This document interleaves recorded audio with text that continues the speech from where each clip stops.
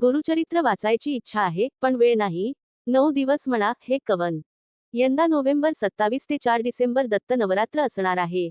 आणि 4 डिसेंबर रोजी दत्त जयंती. अनेकांना या कालावधीत दत्त उपासना म्हणून गुरुचरित्राचे वाचन करावेसे वाटते. परंतु त्यासाठी पुरेसा वेळ, वातावरण, संबंधित नियम या गोष्टींचे पालन करता येईलच असे नाही.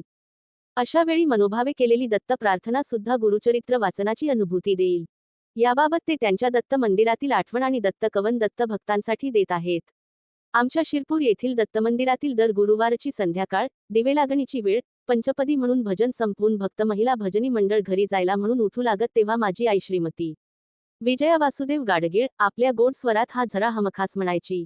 ऐकायला अतिशय गोड असा हा झरा. खरेच दत्ताला तन्मन धनाने विनवणी करून जात असे, की डोळ्यातून झरझर अश्रूंची धार लागे. आजही, आत्ताही. अनसुयेच्या सुता, दत्ता, तुझा चिरे आसरा, सद्गुरुराया तुझ्या कृपेचा सतत वाहू दे झरा.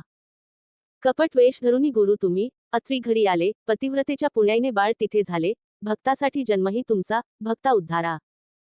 वांजेची ती भक्ती पाहुनी, दिधले संततीला, दुग्धा फोडिले भिक्षेसाठी, वृद्धची महिषाला, वेल उपटोनी कुंभ अर्पिला, भक्ताला द्विजवरा. अन्न अल्पची तुझ्या कृपेने, सहस्त्रद्वेज जेविले, मूर्ख ब्राह्मणा भुवनेश्वरीला ज्ञान प्राप्त झाले, अष्टही रूपे दीपवाळीला, दाविले शिष्यवरा. अल्पमतीने पुष्प गुणफिले, साक्ष पटाया जरा, विनवू अनंता दर्शन द्यावे, जोडूनी आपले करा, अंत नका हो बघू, नका मुळी या हो या सत्वरा. किती पवित्र भक्तीने ओथंबलेले शब्द, साधेच परंतु प्रभावी. गीतकार अनंत वैद्य यांनी अगदी मनापासून रचिले आहे जीव ओतून. त्याला गायले व संगीत दिले आहे ह. भ. प. कीर्तनसूर्य श्रीनारायणबुवा काणे यांनी. गुरुचरित्राचे सारच. सर्व अध्यायांची दखल घेतलेले अद्भुत मिश्रण. जणू दत्त बावनीच. मनाचा ठाव घेणारे हे काव्य. अवीट गोडीचा निर्मल श्रवणानंद. ते वातावरण पवित्र, मंगलमय होऊन जात असे.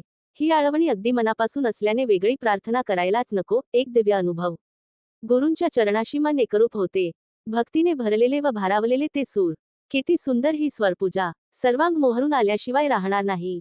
कृतज्ञतेने भरल्या हृदया, शिश चुकवूनी ठेवितो पाया, अगणित वंदन तुझ सद्गुरुराया. परीक्षा ही ज्याची घ्यायची त्याच्या नकळत घ्यायची असते हे भान न विसरता आपण आपली ओळख पुसून वेगळ्याच वेशात येऊन वेगळीच अभूतपूर्व मागणी करून भोजन मागितलेत, परंतु ते मागताना भिक्षेकऱ्याच्या सवाईप्रमाणे आपण, माते भिक्षांदेही, म्हणालात आणि फसलात. पतिव्रता व व्रतस्थ असलेल्या त्या पवित्र, शुद्ध सतचरित्र असलेल्या असूया नसलेल्या स्त्रीने आपले इंगित ओळखले आणि आपली इच्छा पूर्ण केली, आपल्याला बालके व स्वतःला माता समजून. नाहीतरी तिला मातृयोग हवाच होता, जो तुम्ही पुरवलात, आणि तिची बाळी झालात. ह्याच धोरणी वृत्तीला लोक चमत्कार म्हणतात आणि नतमस्तक होतात. संकटकाळी न डगमगता त्या संकटाला तोंड देणे म्हणजेच निभावून नेणे हे केवळ एक स्त्रीच करू जाणे. पुराणाचे वा इतिहासाचे दाखले तेच सांगतात. अशा वेळी पुरुष लटपटतात, स्त्री निभावून नेते. ज्या भक्तांना गुरुचरित्र वाचण्याची आस आहे, पण वेळ नाही, त्यांनी केवळ एकदाच हा झरा म्हटला तरी डोळ्यासमोरून सर्व अध्याय झरझर एखाद्या चित्रपटाप्रमाणे येतील आणि वाचण्याचे अपूर्व समाधान लाभेल. पुण्यही. अवधूत चिंतन श्री गुरुदेव दत्त.